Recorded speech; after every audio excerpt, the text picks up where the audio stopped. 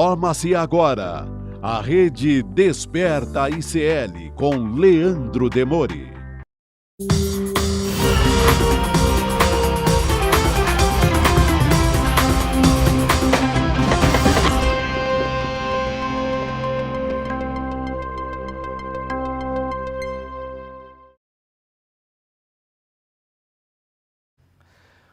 Muito bem, pessoal, estamos começando o Desperta ICL de hoje. Tudo bem com vocês? Como é que foi o final de semana, senhor Pedro Falcão? Tudo certo? Tudo beleza?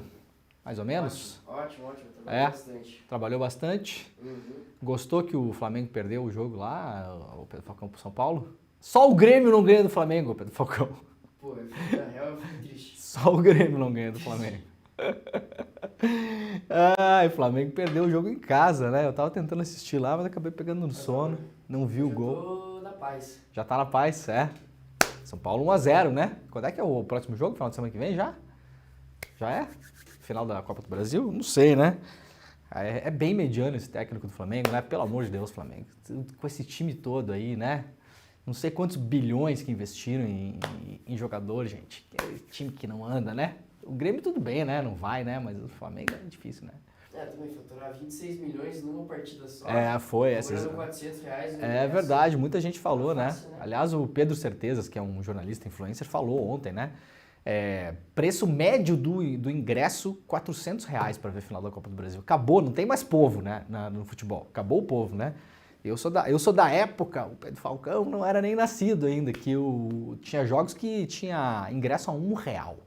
Isso acabou, né? Mas isso vem desde a Copa, né, gente? A Copa que acabou transformando o futebol em artigo de luxo, né? Para quem quer ver jogo e não tem mais salvação nesse negócio, não, eu acho. Muito bem, pessoal, muito bem-vindos. Parabéns aí aos São Paulinos, né? Inclusive tem vários São Paulinos na nossa equipe do ICL aí, né? Parabéns para todo mundo. Tem esperança pro Flamengo ainda, né? O Flamengo é um time que pode virar esse jogo aí. Vamos ver o que acontece, né? Eu quero só que o Grêmio ganhe a próxima partida do Flamengo, pelo amor de Deus, para tirar essa zica, né, o Pedro Falcão? Sai zica! A gente não consegue ganhar desse time, não tem jeito. Segunda-feira, 18 de setembro, muito bem-vindas, muito bem-vindos, muito obrigado a todo mundo que já está no nosso chat.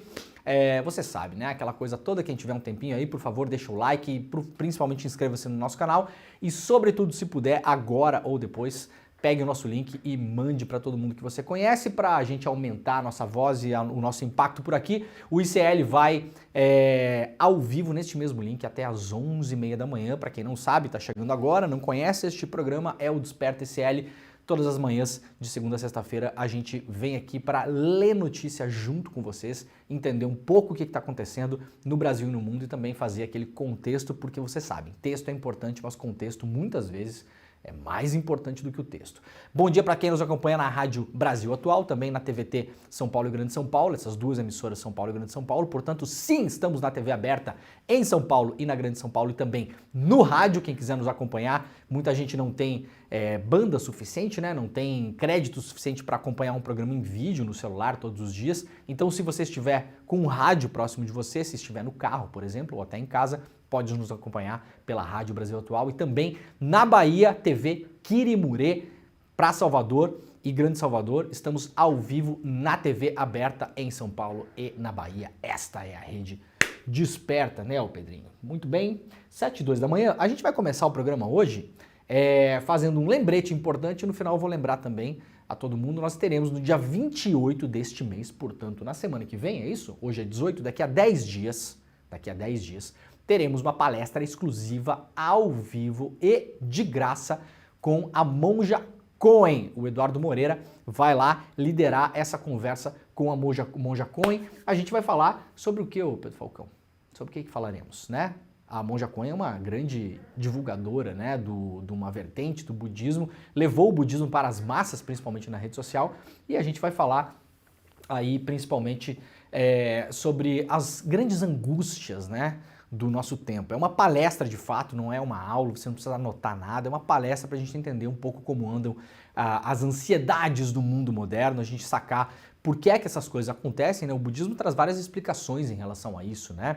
Os desejos que nós manifestamos, principalmente nesse mundo capitalista, onde tudo vira desejo, né? Todos os objetos viram objetos de culto, objetos de desejo, né? Então a gente vai falar muito sobre isso nessa palestra com a Monja Coen, para você também entender um pouco o mecanismo. Muitas vezes quando a gente entende, a gente consegue se libertar de certas angústias do dia a dia, né? Então é uma palestra aberta, ao vivo, exclusiva e de graça, de grátis, né? Então, icl.com.br/desperta, icl.com.br/desperta, você pode acompanhar essa palestra que vai acontecer no dia 28 à noite, às 8 horas, né, ô Pedrinho?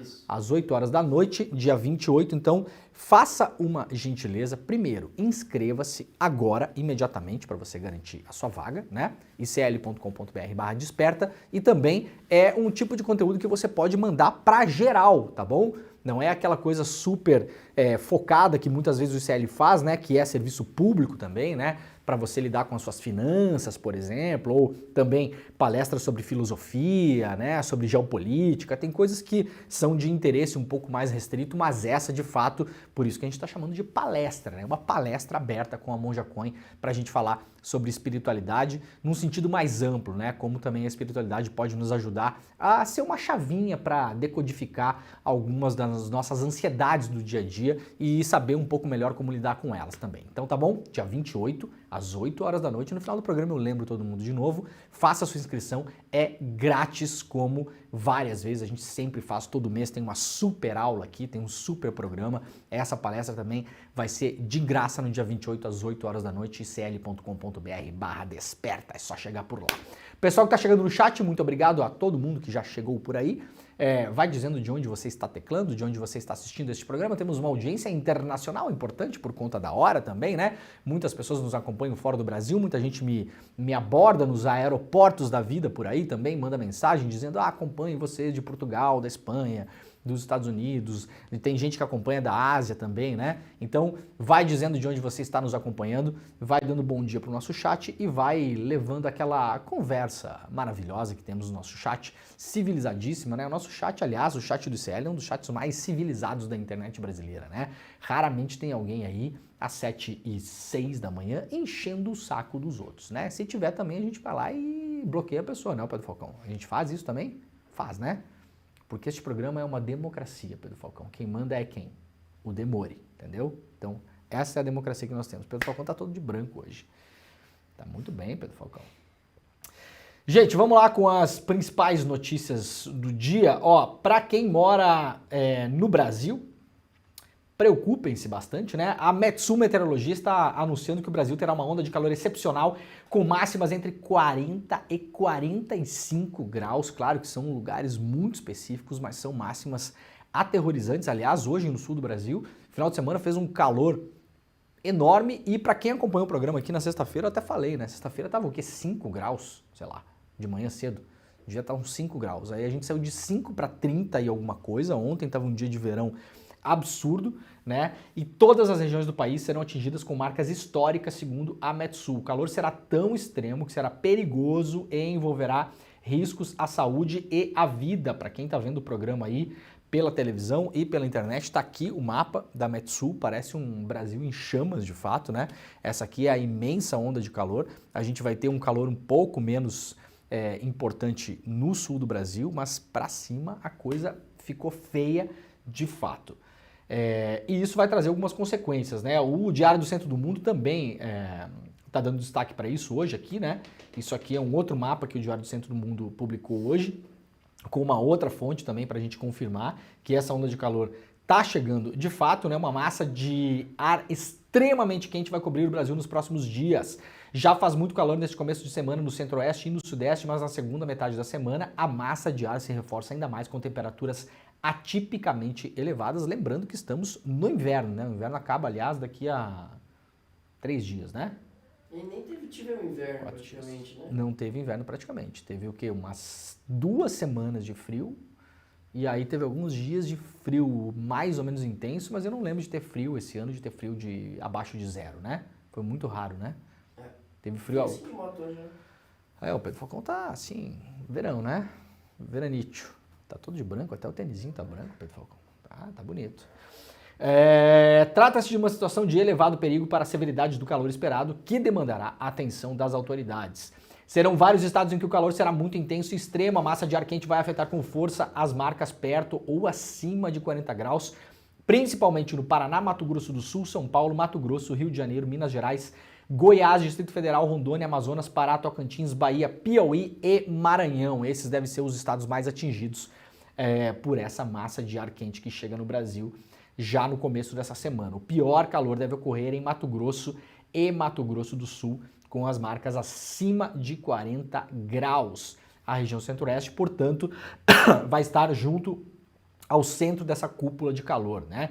Em alguns lugares as marcas extremas podem chegar a 43 até 45 graus. Aquelas mega ondas de calor que a gente sempre noticia aqui, que acontece na Europa, nos Estados Unidos, no Canadá, no norte global, eventualmente estão chegando no Brasil com mais força. Tudo bem que esse ano a gente tem um evento climático sazonal, que é o El Niño, né? Mas tudo indica que essas temperaturas, esses extremos vieram para ficar, pelo menos no médio prazo, enquanto a gente não começar a resolver as grandes questões climáticas que nós temos, né? Falava-se antigamente em aquecimento global, não é mais isso que se usa, aliás, há um bom tempo, né? Então modifiquem os vossos vocabulários, né? Porque estamos falando de emergência climática e o grande problema são os extremos de fato, né? Você tem, como nós estamos vivendo no sul do Brasil, uma sexta-feira com 5 graus e um domingo com 35 graus, isso em pleno inverno. Lembrando, estamos em pleno inverno, não é comum, né? Isso não acontece com nenhuma frequência, na verdade. O que se tinha no sul do Brasil, eventualmente em maio, tinha um pedaço aí do começo do inverno que era considerado veranico de maio, que fazia um certo calor e era mais ou menos previsível. Agora nem isso mais, não se sabe exatamente o que vai acontecer daqui para frente. Muitas chuvas são esperadas também, então muita atenção em relação às chuvas.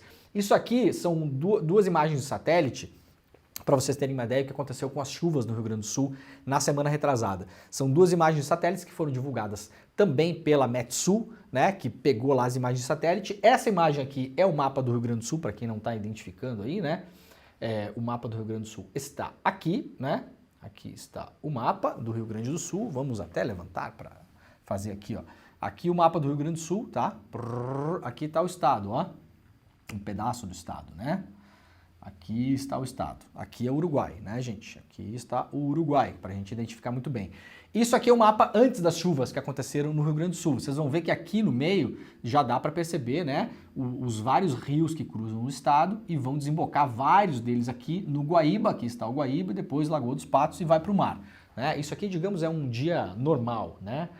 E aí o Metsul pegou um outro mapa do pós-chuvas, que é esse aqui, ó. Vejam a diferença absurda. Esse aqui são os mesmos rios. Vejam como eles encheram e subiram, né? Olha aqui, ó, a diferença, olha aqui no meio, ó. Que absurdo. E várias áreas aqui também do Guaíba e das lagoas também acabaram subindo mais e foram inundadas, né? No Uruguai também, vejam a diferença no Uruguai. O Uruguai que passava por uma seca absurda, né? Olha aqui, ó. Vejam a diferença aqui embaixo, ó. Olha como aumentou, né? Os rios ficaram muito maiores. Aqui em cima é absurda a diferença, olha aqui, ó. Quase não se vê os rios, e aqui são os rios que acabaram enchendo muito por conta das chuvas, né? Para o Uruguai teve uma coisa que foi boa nesse sentido, né? Porque o Uruguai estava passando por uma seca histórica. A gente divulgou aqui, inclusive, né? A capital do Uruguai, Montevidéu, estava sem água nas casas. A única água que podia ser usada era água para as privadas, né? Não se podia usar nem água para tomar banho e nem para escovar os dentes. As pessoas estão tomando banho de olhos fechados e boca fechada, porque a água estava chegando no nível do reservatório, onde a água passa a ser tóxica, né? Passa a transmitir doenças, porque quando baixa muito, você sabe, né? Que mistura com aquele lodo, com aquela coisa que tem toda embaixo, né? Você não pode baixar muito a água do reservatório. Agora o Uruguai eventualmente vai conseguir se livrar dessa seca, mas a custo, principalmente no Rio Grande do Sul, de muitas vidas humanas. Então, atenção para os próximos dias, porque também as chuvas podem voltar com essa massa de calor. A gente vai ficar de olho aqui, vai avisar todo mundo, então presta atenção se você vive em áreas de risco. Tenha um plano B, é importante. Eu sei, já falei várias vezes aqui, tem muita gente que não consegue sair de casa, não tem para onde ir. não tem a quem recorrer, mas as pessoas que podem, que moram em áreas de risco, já fica de olho para poder se movimentar, para ir para algum outro lugar mais alto, para ir para a casa de um parente por alguns dias. Quem puder já deixa isso amarrado, deixa isso armado. É como é, gente, as coisas estão colocadas assim. Infelizmente eu gostaria de trazer notícias melhores, mas elas não existem nesse momento. Então se você puder, deixa ali alguma coisa preparada, um kit no carro com água, né, com instrumentos ali de higiene básica, enfim, papel higiênico, uma coisa...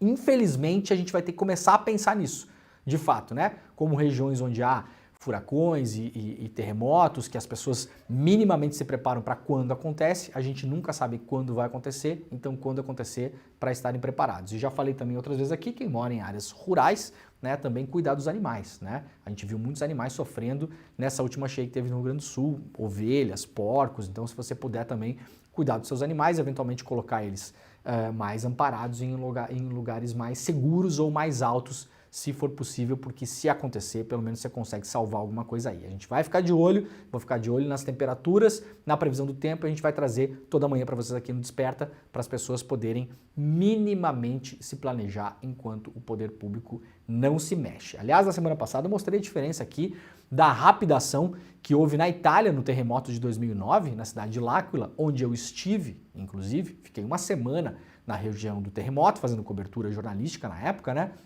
E vi como rapidamente um país que com todos os seus problemas, a Itália não é perfeita, ninguém é perfeito, nenhum país é perfeito, todos têm os seus problemas, mas é um país já acostumado com essas emergências, sabe que elas podem acontecer a qualquer momento e em 24, 28, 30 horas consegue montar rapidamente uns mega acampamentos que eles chamam de tendópolis, né? As cidades de tenda, né? A gente poderia chamar de barracópolis, né? Cidades de barraca, para conseguir abrigar as pessoas, organizar os desalojados e os desabrigados. A gente não tem essa preocupação no Brasil, as defesas civis são frágeis e não conseguem se organizar rapidamente para isso. Aliás, o Exército, que gasta um monte de dinheiro do Brasil aí, né, as Forças Armadas, deveriam ser a força, talvez, número 1 para se organizar em relação a isso. Não é o que vemos, é tudo no improviso, é tudo na correria. Então, por enquanto, você não pode contar com o poder público como deveria, então organize-se você, sua família, com os seus parentes mais próximos aí para conseguir se organizar em relação a isso.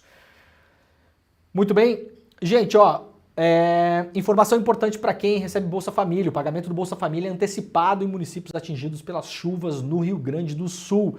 Notícia publicada lá no portal G1, depois vocês podem recuperar isso se quiserem também compartilhar com as pessoas que precisam. O governo federal e a Caixa Econômica Federal anteciparam o pagamento do programa Bolsa Família a beneficiários que moram em municípios afetados pelas enchentes no Rio Grande do Sul.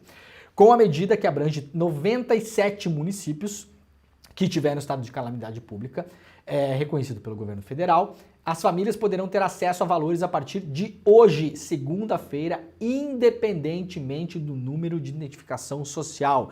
Então, se você está cadastrado no Bolsa Família ou conhece pessoas que estão cadastradas no Bolsa Família, ou mesmo que não conheça, se você puder ajudar a multiplicar essa informação para que ela chegue no maior número de pessoas possível, né? A gente sabe que as pessoas que dependem do Bolsa Família são famílias muito empobrecidas, eventualmente muitas delas não têm um acesso regular à internet, não têm acesso regular a telefones, não têm informação de qualidade, então, por favor, ajudem a espalhar essa informação de qualidade. As pessoas que têm acesso ao Bolsa Família não precisam esperar esse ano, em quase 100 municípios do Rio Grande do Sul, chegar a sua data para receber. Elas podem recorrer já hoje ao Bolsa Família, porque o governo federal já liberou esse benefício para quem foi atingido pelas cheias.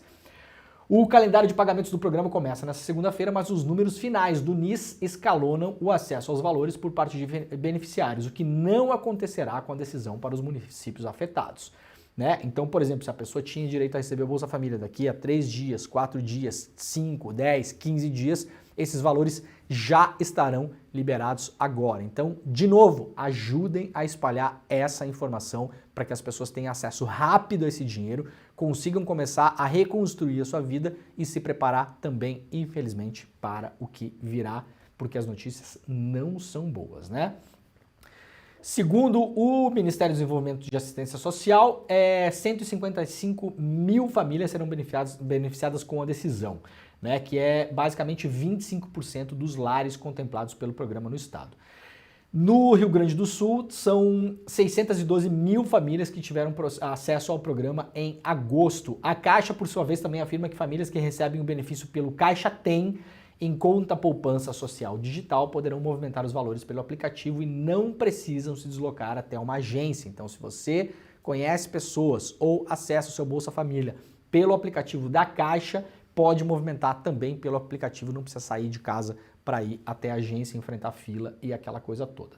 Tá bom? Então, notícia importante aí, né? Não resolve nada, mas ajuda as pessoas a começarem a reorganizar a sua vida. Matéria da BBC News Brasil, publicada pela Folha de São Paulo e por vários outros jornais, né? A perigosa mudança climática que pode transformar a Antártida de geleira a aquecedor do planeta Terra. O gelo marítimo que cerca a Antártica alcançou um nível bem inferior a qualquer medição prévia existente, segundo dados de satélite.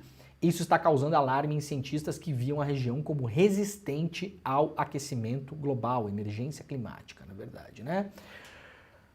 Os níveis estão muito distantes de tudo o que já vimos, é quase de arrepiar, diz Walter Meyer, que monitora o gelo marítimo no Centro de Dados de Neve e Gelo dos Estados Unidos.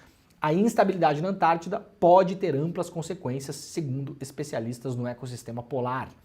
O enorme bloco de gelo antártico ajuda a regular a temperatura do planeta, já que a superfície branca reflete a energia do Sol de volta à atmosfera e resfria a água abaixo e ao redor. Com a redução desse bloco de gelo, a Antártida pode se transformar de geleira da Terra em aquecedor do planeta. O gelo que flutua na superfície do Oceano Antártico hoje mede menos de 17 milhões de quilômetros quadrados. Isso dá 1,5 milhão de quilômetros quadrados a menos de gelo marítimo do que a média histórica do mês de setembro e bem inferior aos níveis baixos mensurados no período de inverno na região. Meyer, esse pesquisador ouvido pela BBC, não está otimista de que essa perda será recuperada significativamente. Cientistas ainda tentam identificar todos os fatores que levaram às baixas recordes, mas estudar tendências na Antártida sempre foi um desafio enorme. Então as coisas estão piorando rapidamente, inclusive esse final de semana eu estava lendo várias coisas sobre isso, mostrando que o que vários cientistas imaginavam que ia acontecer no mundo nos próximos 20, 30, 40 anos está acontecendo de modo assustadoramente mais rápido do que as previsões.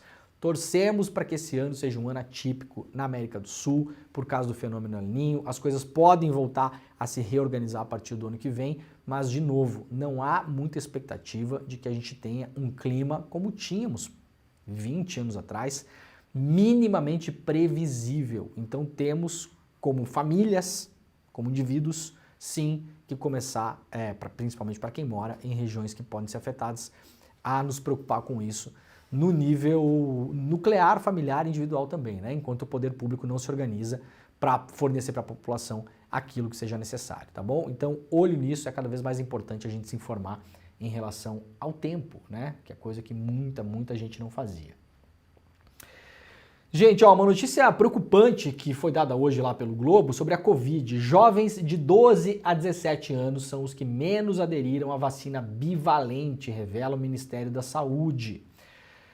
O recente aumento de casos de Covid-19 alerta para a necessidade de colocar a vacinação contra a Covid em dia. Levantamento do Instituto Todos pela Saúde, divulgado na sexta-feira, mostrou que a taxa de testes positivos para a Covid-19 aumentou 8 pontos percentuais no Brasil em apenas 15 dias.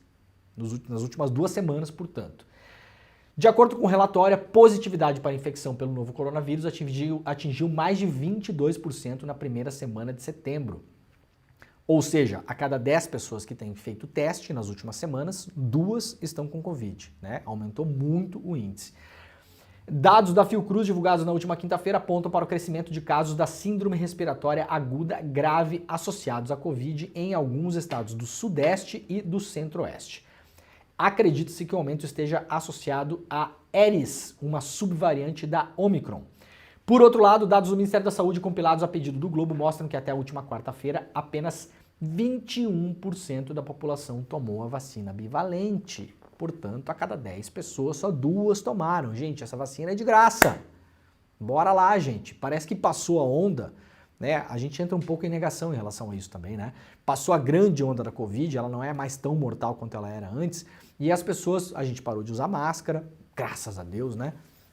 Eu era um dos que não aguentava mais usar máscara, usava porque sabia que precisava usar, mas nunca me senti confortável com a máscara. E aí as pessoas parece que rolou um libera geral, não precisa mais se preocupar. Não, gente, tem a vacina de graça, vai lá e faz a vacinação, por favor. Tem muita gente, a maioria das pessoas não fizeram a vacinação ainda, né? Para efeito de comparação, para a vacina monovalente, a cobertura foi de 87%. Então, se você fez aquelas primeiras lá, vai e faça outra agora, porque é um vírus, ele se modifica a cada vez que a gente vai fazer a vacina, é uma vacina diferente, né? É como a vacina da influenza que a gente faz, da gripe e tal, né? Tem que ir refazendo, não adianta fazer uma vez só. A faixa etária com menor adesão, atenção pais aí que tem adolescentes em casa, principalmente. A faixa etária com menor adesão à vacina é de adolescentes de 12 a 17 anos com apenas 1,2% de cobertura vacinal. Molecada de 12 a 17 anos, dá para dizer tranquilamente pelos dados do Ministério da Saúde, não está se vacinando. Menos de 2% das pessoas de 12 a 17 anos estão vacinadas com a bivalente, gente. É nada, zero. Então pega o seu adolescentão que está na sua casa hoje, antes de ir para o colégio, pega e leva para o posto para fazer a vacinação. Já a idade de maior adesão é entre 75 e 79 anos, com 46% de cobertura, que ainda é baixo, né? O que é, Pedrinho? Não, só ali tem os... Sim, tem a tabela aqui embaixo. Os dados de cobertura vai aumentando conforme a idade, mas permanece baixa de forma geral. E aqui então tem uma tabela, né? Olha só, que é impressionante, cara. De 12 a 17 anos, 1,2% das pessoas se vacinaram. A galera de 18 a 19, que já tem carteira de motorista e, portanto, já se considera adulta, né? Menos de 8% vacinados. De 20 a 24, 7,5% dos vacinados. De 25 a 29, 9%. De 30 a 34, 9,6%. Ou seja, ninguém está indo se vacinar. Ninguém. Então, por favor, se você acompanha esse programa, vá para o posto. A vacina é de graça. É rápido de fazer. Vai lá, papum. Aquela vacininha básica. Uma vez por ano, gente. Tá bom? Essa onda de Covid, a Covid mortal passou por causa da vacina. Se as pessoas pararem de vacinar, vai começar a dar problema de novo. Tem muita gente pegando Covid de novo. E tem todos o estresse da tal da Covid longa, que a gente não... Eu tive Covid longa durante muito tempo. Tive que parar de fazer exercício físico, não conseguia voltar para o exercício. Tentava fazer e eu tinha uma dor muscular absurda, né? Falando com médicos depois, fui descobrir que era efeito da Covid longa. Muita gente teve isso. E eu faço exercício regularmente a vida toda. Eu sei a diferença entre você voltar para a academia, por exemplo, ter aquela dor normal de retorno da academia, e era uma dor muito diferente. Eu não conseguia nem encostar nos meus músculos o primeiro dia que eu fui. E tive que parar de fazer exercício. Eu fiquei muitos meses sem fazer até conseguir voltar. Consegui voltar agora com mais dor do que eu acho normal. Não, eu não acho normal essa dor que eu voltei a sentir agora. Não está mais tão intensa quanto antes. Então, há vários problemas do que se estuda ainda no mundo todo em relação à Covid longa. Não só esses problemas musculares, problemas respiratórios, problemas no coração, problemas de memória. Então, por favor, gente, não é agora a questão que vai pegar e não vai dar nada. Você pode pegar e ser tranquilo na hora que você pega, não ter aqueles sintomas horríveis, não precisa ir para o hospital, não vai ser entubado, nada disso, mas tem sintomas longos da Covid. Então vai lá, a vacina está de graça, está disponível, pelo amor de Deus, tá bom? E leva a molecada a se vacinar, que a molecada não está se vacinando. Quem está se vacinando são os mais velhos. E pouco ainda, né? Bom, não por acaso temos uma onda de não vacinados no Brasil, né? O Brasil atingiu em 2021 a menor cobertura vacinal em 20 anos. O que aconteceu no Brasil nos últimos anos, Pedro Falcão, para as pessoas não irem vacinar? O que você acha que aconteceu no Brasil? Várias motociatas. Isso que aconteceu. Várias motociatas, né? A gente pode fazer a correlação científica, mais motociata, menos vacina? Pode, eu acho, né? Eu acho que sim. Acho que pode. Essa é tranquila de fazer, né? Sabe, tem alguns eventos que parecem ter alguma relação, mas não tem, mas isso. Eu acho que esse tem, é verdade. Especificamente tem. Ó, gente, tirando de lado tudo que a gente já falou sobre Bolsonaro aqui, isso aqui é um dos piores efeitos da extrema-direita no mundo todo, não é só no Brasil não, tá? Porque durante a Covid eu acompanhei com muita intensidade, principalmente o que acontecia na Itália, porque foi o epicentro da Covid. No mundo, em determinado momento, né, a Itália teve hospitais com barricada militar, para as pessoas não chegarem próximas. A Itália passou por momentos que parecia, de fato, aqueles filmes, aqueles games de ameaça zumbi. The Last of Us. Real, The Last of Us, né? Parecia de fato. Teve um vídeo, aliás, se eu tivesse lembrado, eu teria colocado aqui para vocês aqui, do jornal impresso da cidade de Brescia, no norte da Itália, onde tem lá o obituário, né? Aquela seçãozinha de obituário. E teve um vídeo postado por um cidadão italiano na época, mostrando o obituário uma semana antes da explosão das mortes de Covid e na semana. Eram páginas e páginas e páginas e páginas. Bom, nós vimos isso e vivenciamos isso no Brasil. E aí, o efeito longo das políticas que nós vimos no Brasil, a política ela não acaba quando termina a eleição, né, gente?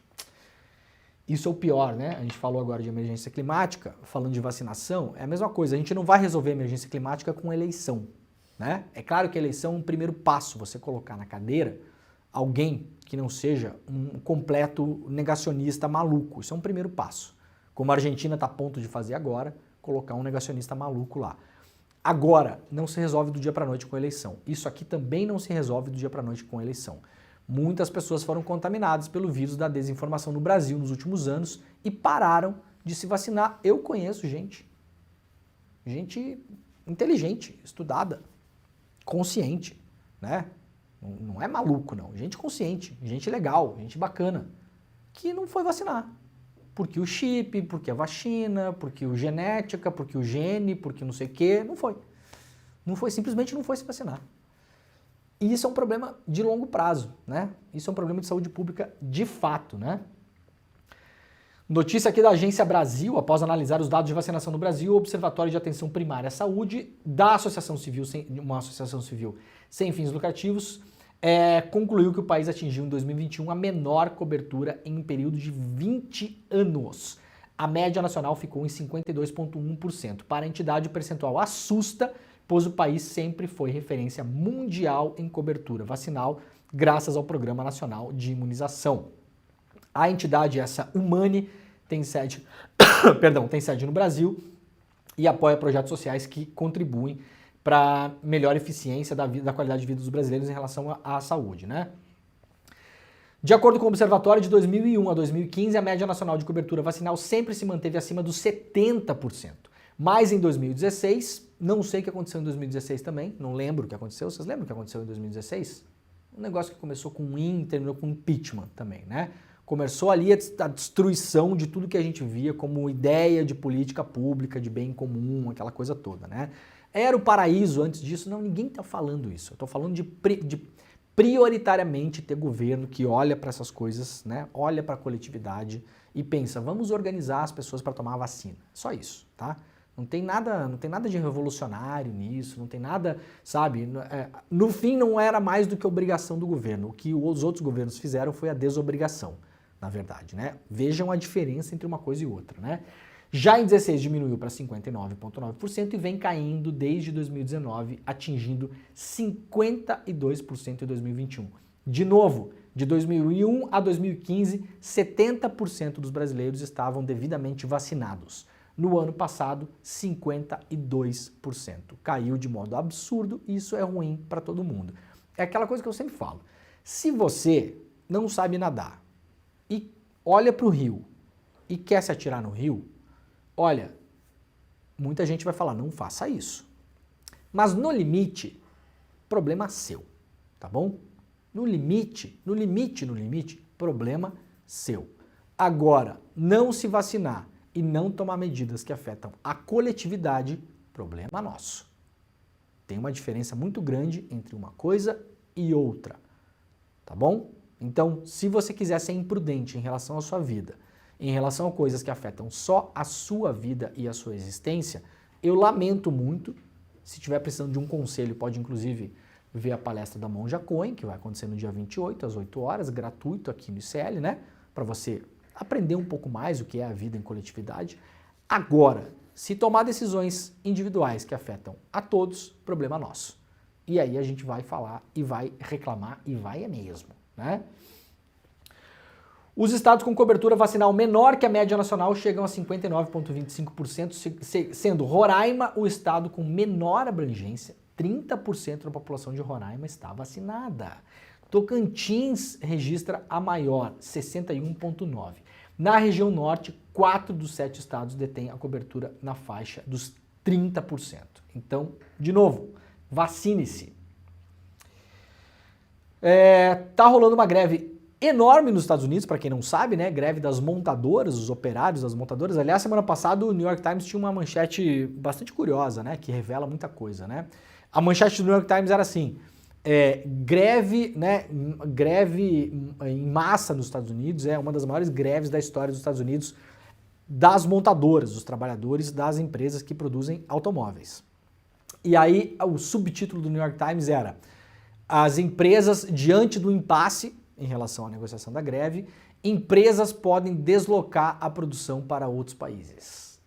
Essa era a ameaça do New York Times. Isso é uma ameaça, né? Isso é uma ameaça. Ao invés do jornal comprar a luta dos trabalhadores, o jornal mandou na sua capa um recado para os trabalhadores: se vocês não terminarem a greve, as montadoras vão fechar as fábricas e vão começar a produzir em outros países. Né? Eu gosto muito de ler nas entrelinhas da notícia aqui. Eu tinha separado essa notícia do New York Times na semana passada, mas não deu tempo, a semana passada foi muito corrida, tinha muita coisa. Mas esse era o tom do New York Times. Olha, galera, é melhor voltar para o trabalho, senão as fábricas vão fechar e vão para outro país. Legal, né? Vocês vão perder um subemprego. Vocês vão perder o emprego de vocês, que já é uma porcaria. Isso. Já é uma porcaria o emprego de vocês, né? Essas empresas de automóveis que receberam subsídios do Estado, do dinheiro público americano durante um século. Gente, atenção, todo grande caso de sucesso empresarial nos Estados Unidos recebeu dinheiro público. Eu desafio vocês pegarem qualquer empresa hoje, entre as 10 que valem mais nos Estados Unidos, e me dizer uma delas que não recebeu auxílio de dinheiro público. Uma. Podem citar aí. Todas as empresas de tecnologia receberam. Tesla recebeu. Que mais? Google. O Google foi criado dentro Gente, o Google foi criado dentro de uma universidade americana, com recurso público, de investimento de dinheiro público, de imposto do cidadão americano. Essas grandes empresas privadas, né? O Facebook também. O Facebook nasceu dentro de uma universidade americana, usando os recursos da universidade.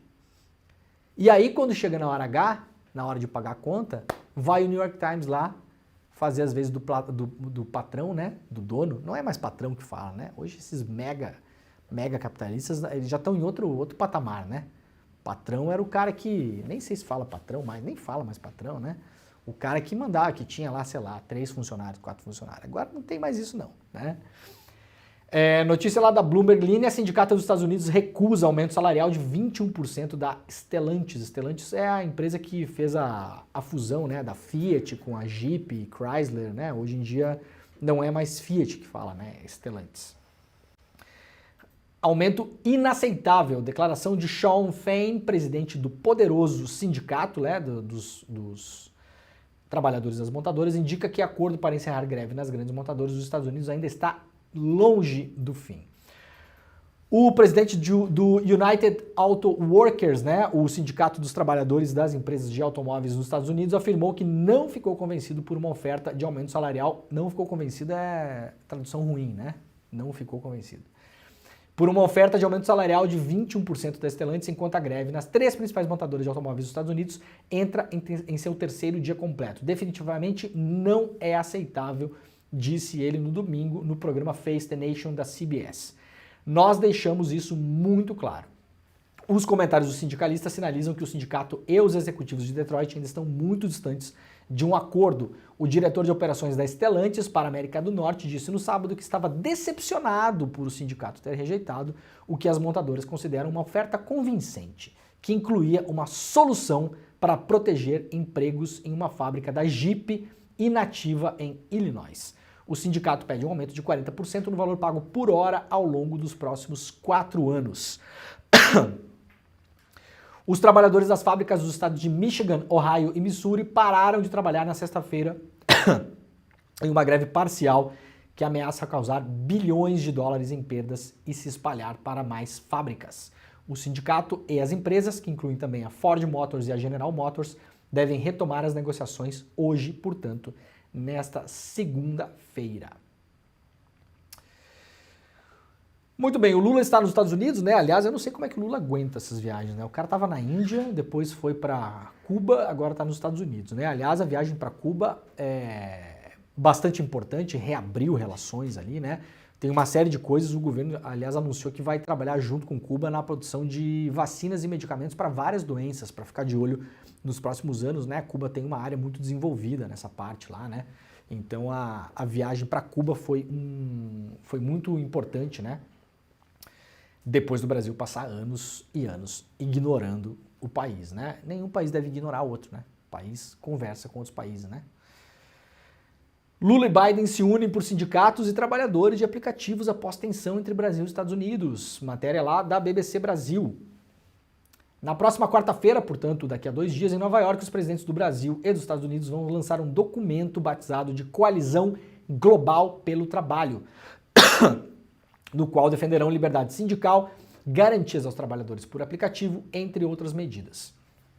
Ou, nas palavras do Conselheiro de Segurança Nacional dos Estados Unidos, Jake Sullivan, Biden e Lula irão se juntar para destacar o papel central e crítico que os trabalhadores desempenham na construção de um país sustentável e democrático, um mundo equitativo e pacífico. É um monte de palavra, bobajol, mas no fim das contas, importante essa sinalização dos dois presidentes em relação aos trabalhadores. É o comunismo, Pedro Falcão.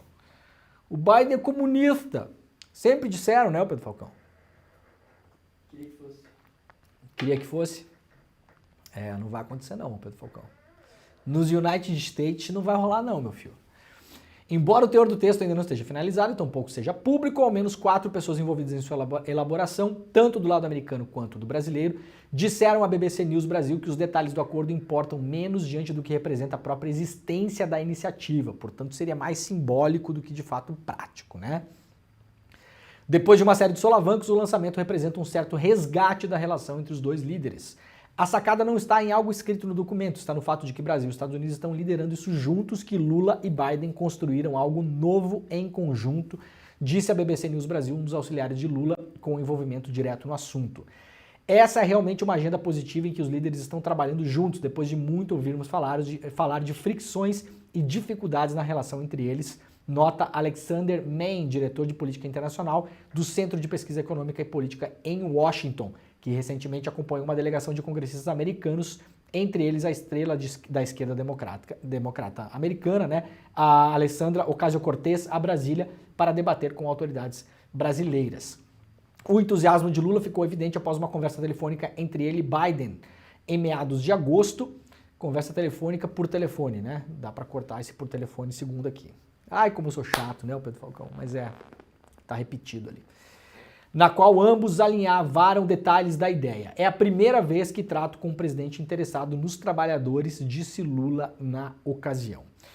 Muito bem, isso vai acontecer na quarta-feira, veremos que tipo de documento sai dessa história, né? Lembrando que o Biden no ano que vem tem eleição nos Estados Unidos, né? Então o Biden agora está tentando encontrar a pauta dele para se contrapor principalmente ao Donald Trump, que vai ser o grande concorrente. Pode concorrer, inclusive, nos Estados Unidos pela lei americana se estiver preso, né? Dependendo das condições que acontecer lá. O Trump não está preso nesse momento, né? Ele é investigado em vários casos, já fez inclusive a sua fotinho lá, mostramos no programa aqui, a sua fotinho na polícia, né? O seu mugshot, né? Eu gosto muito dos mugshots das estrelas de rock dos Estados Unidos, tem vários que são clássicos, né, o Pedro Falcão? Tem o do Elvis, tem o do Jim Morrison, tem vários, né? O do Trump não ficou clássico não, ficou meio feio. Ficou meio sem graça, né? Já viu aquela da série do The Vampire Diaries, das meninas? Não. Muito legal. Que elas foram, sei lá o que elas estavam fazendo, aí elas foram tipo por uma ponte, abriram assim a camisa e depois estavam na delegacia. Tirando o mugshot? É. Fazendo seus mugshots. Foi muito massa. Eu gosto muito dos mugshots. Veremos o que sai desse documento, mas é aquilo. O Biden está tentando agora procurar uma plataforma eleitoral, né? Que por enquanto não encontrou. E eventualmente com essas greves dos trabalhadores vai tentar recuperar o que se falava na eleição do Trump lá atrás, para quem não lembra, né? Teve uma matéria clássica, inclusive, que saiu no jornal inglês The Guardian, sobre a antiga zona do carvão nos Estados Unidos, e as cidades que morreram com o fim da mineração do carvão. E lembram que o Trump, na primeira eleição dele, primeira e única, né, porque perdeu, assim como o Bolsonaro, graças a Deus, felizmente, o Trump prometia voltar a minerar carvão e retomar essas cidades, né? E, obviamente, isso não aconteceu, mas era uma tentativa do Trump, muito bem sucedida, de conquistar o coração dos trabalhadores dos Estados Unidos, né? E o Biden, eventualmente, com esse documento, claro, também está fazendo política interna, isso não tem a ver só com a visita do Lula, né? De todo modo, pelo que eu li ontem, o Lula já tem 50 pedidos de encontro bilateral, ou seja, 50 líderes do mundo que estarão em Nova York já pediram um encontro privado bilateral com o Lula. Obviamente não vai dar tempo de falar com todas essas pessoas. Agora, ao longo da semana, a gente vai ver exatamente com quem o Lula vai marcar encontros lá. Entre eles está o senhor Zelensky, né? Lembram de toda a confusão que deu quando o Lula foi para a Ásia esse ano, que o Zelensky ficou de marcar um encontro com o Lula. Segundo o Itamaraty, foram 4 horários agendados, o Zelensky não apareceu. Essa é a versão oficial do Itamaraty. Como eu falei na época, quem tem uma versão diferente deve apresentar provas, porque senão a gente está falando aqui de opinião, do que eu acho, do que você acha, né? A versão oficial é que Lula e Zelensky marcaram um encontro, o Itamaraty, o Ministério das Relações Exteriores, os ministros que estavam presentes lá, os assessores do Lula, conseguiram remarcar 4 horários para o Zelensky, e o Zelensky não apareceu e depois ainda fez lá uma desfeita, né, para o Lula, dizendo que não era importante, que tudo bem, que o Lula não quis encontrar ele, né? Foi essa história. Agora, a comitiva do Lula, eu imagino que vai ficar muito mais esperta em relação ao Zelensky. Vou dar um conselho que ninguém pediu aqui. Comitiva do Lula. Quando for marcar lá no calendário, filma, né? Tem que fazer tudo agora. O Zelensky claramente se mostrou uma pessoa inconfiável em relação a isso, né? Vai lá, filma a marcação no calendário, né? Se ligar para o assessor do Zelensky, filma a ligação. Oi, assessor do Zelensky. Oi, tudo bem. Vamos marcar, tá bom. Que dia? Dia tal. 4 horas, tá bom? 16 horas, filma a ligação, né? Guarda o vídeo lá, fotografa a ligação, tudo.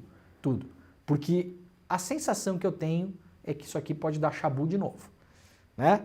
O Zelensky, quem acompanha esse programa, sabe qual era o objetivo do Zelensky. Aqui faremos um elogio, inclusive, a Jair Bolsonaro. Faremos. Atenção! 18 de setembro, 7h45 da manhã, Pedro Falcão, elogio a Jair Bolsonaro.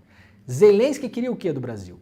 Armamento e munição. O Brasil é um dos poucos países do mundo que produz, nós temos uma fábrica que produz armamento no Brasil, né? A Imbel, que é ligada às Forças Armadas. O Brasil produz munição para tanques. O Zelensky queria que o Brasil enviasse munição e armamento para a Ucrânia. E o Bolsonaro se negou a fazer isso. Então fazemos um elogio aqui ao Bolsonaro, porque é verdade, não enviou a munição. E o Lula manteve essa posição, não enviou munição. Por quê? O Lula quer ser um dos grandes mediadores de uma negociação de paz na Ucrânia, né? Então o Zelensky, porque não conseguiu o que queria, fez o que fez alguns meses atrás em relação ao Lula. Você não vai me dar o que eu quero, então eu vou espezinhar você na reunião aqui. Agora, o staff do presidente Lula ofereceu 2 horários para reunião com o Zelensky em Nova York, após o tal conflito de agenda em maio, né? Veremos o que acontece até lá. Muito bem, gente, rapidamente aqui destaque lá da capa do jornal inglês The Guardian. A Meloni, a primeira-ministra italiana, visitou a ilha de Lampedusa. É uma ilha que, para quem não sabe, está muito mais próxima do continente africano do que do continente europeu. No entanto, é território italiano e é onde vários migrantes desembarcam as suas embarcações para pedir asilo político ou humanitário quando fogem da fome, da guerra. Agora na Líbia, a gente viu, né, 11 mil mortos, uma tragédia absurda na Líbia. A Líbia é um dos principais pontos de saída desses imigrantes, então a imigração deve aumentar consistentemente nos próximos anos em direção à Europa, e a ilha da Lampedusa é um dos primeiros lugares onde as pessoas conseguem chegar, porque ela justamente pelo mar está muito mais próxima do continente africano do que da Europa, tá? Então a Meloni visitou a ilha de Lampedusa, onde nos últimos dias chegaram 8.500 pessoas. Isso é uma coisa histórica, acontece na ilha da Lampedusa há muitos anos, eu diria inclusive há séculos, né? Existe essa migração para lá, né? Mas principalmente começou a acontecer com mais intensidade depois que os Estados Unidos e os seus parceiros europeus decidiram bombardear o Afeganistão, o Iraque, a Líbia, né? O norte da África, os italianos, os franceses foram para lá, foram atrás do Gaddafi, né? Foram atrás dessa gente toda, arrebentaram tudo por lá, obviamente começou a ter mais imigração para a Europa, né? Essa é a consequência natural. Você destrói o lugar onde as pessoas vão morar no lugar onde você mora. Isso é a consequência natural.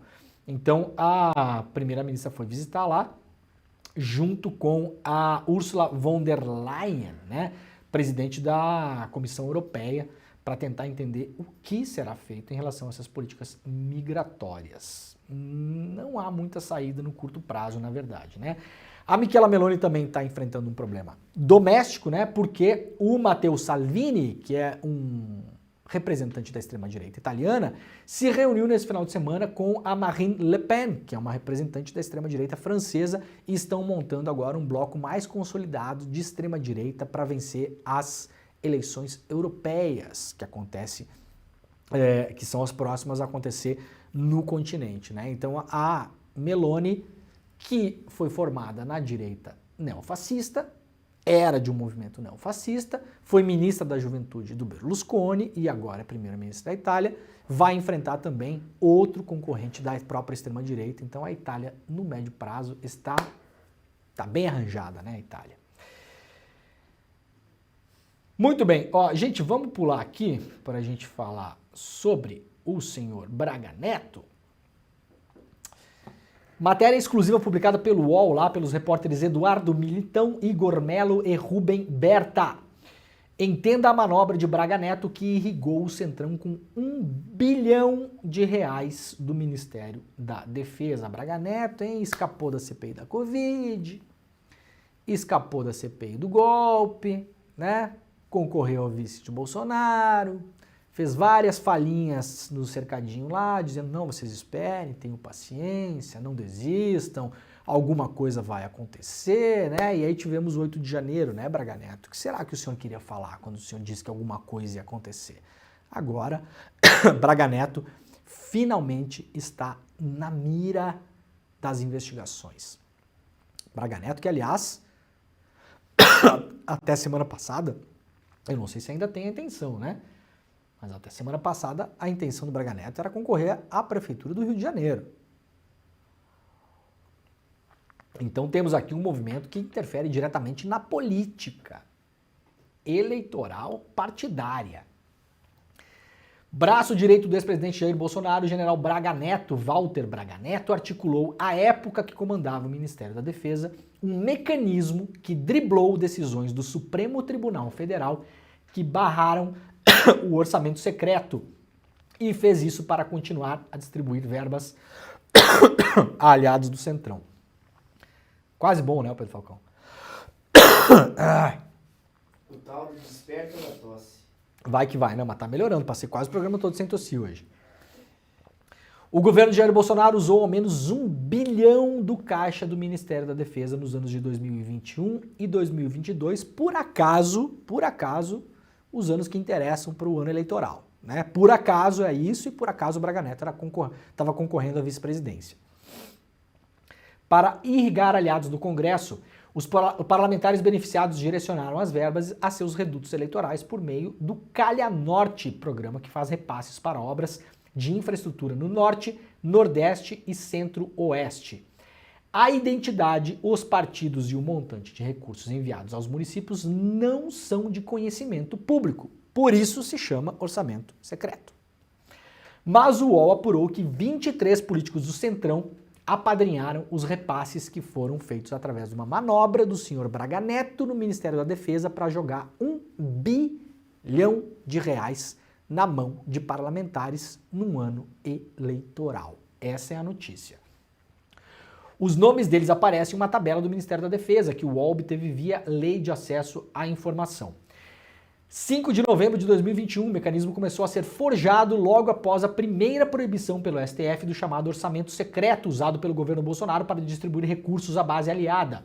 Em 5 de novembro, a ministra Rosa Weber suspendeu o orçamento secreto em decisão liminar. Em 3 de dezembro de 2021, pouco menos de um mês após essa decisão, Braga Neto pediu recursos ao Ministério da Economia para turbinar o projeto Calha Norte, segundo mostra um ofício de 3 de dezembro obtido pelo UOL.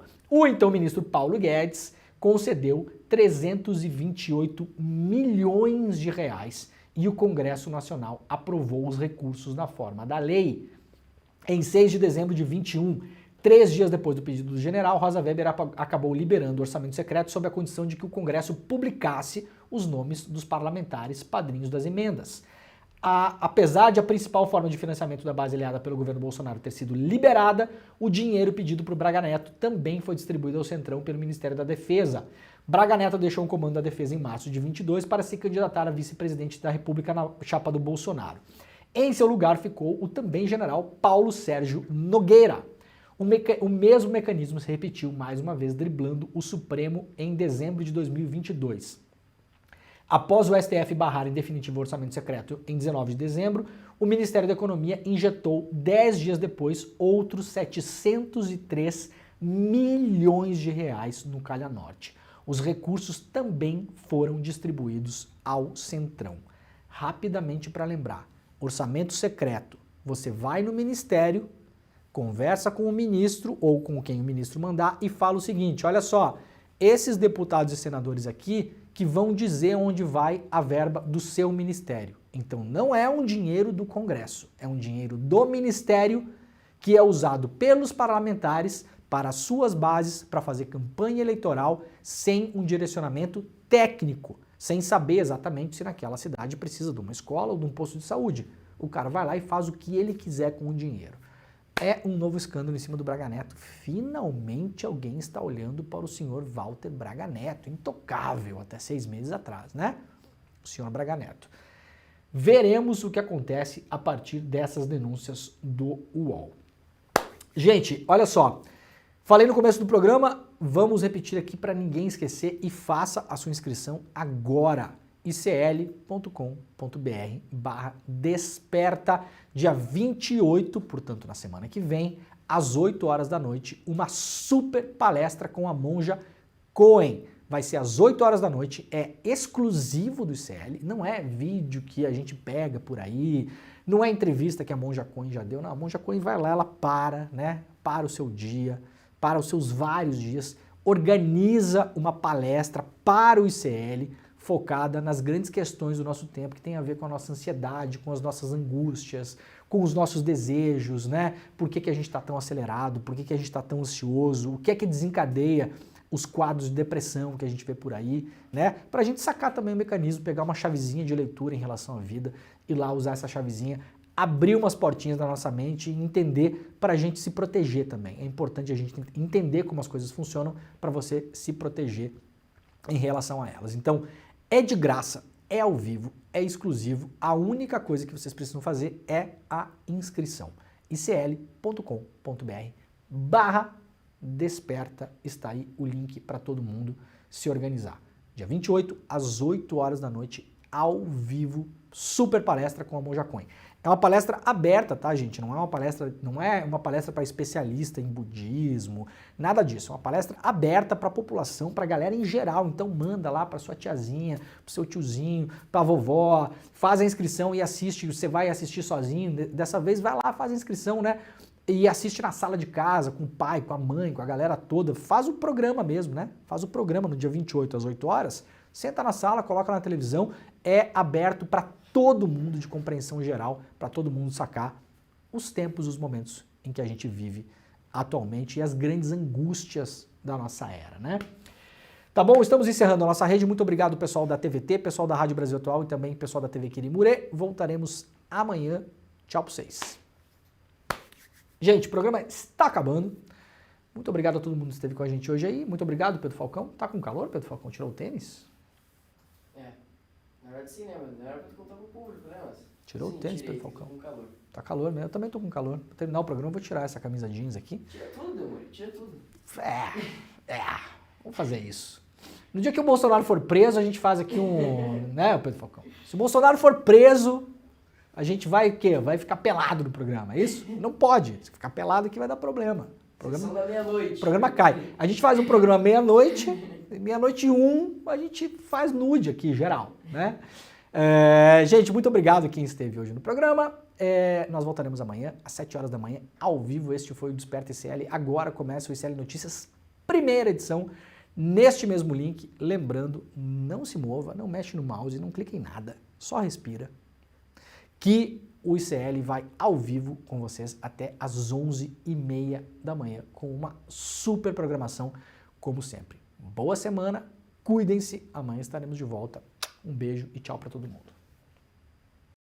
Ela tem ajudado a desmistificar estigmas e a combater a intolerância religiosa num país onde isso é um verdadeiro problema. As armas que ela usa, os ensinamentos budistas e o amor. Monja Coen vai dar uma palestra incrível para o Instituto Conhecimento Liberta no dia 28 de setembro. Como vencer o estresse e a ansiedade. Para você se inscrever nessa aula que vai acontecer às 8 horas no horário de Brasília, é só clicar no link aqui em cima ou aqui embaixo e gratuitamente participar. Se inscreve agora e no dia 28 de setembro a gente vai estar junto para aprender com essa super pessoa que é Monja Coen.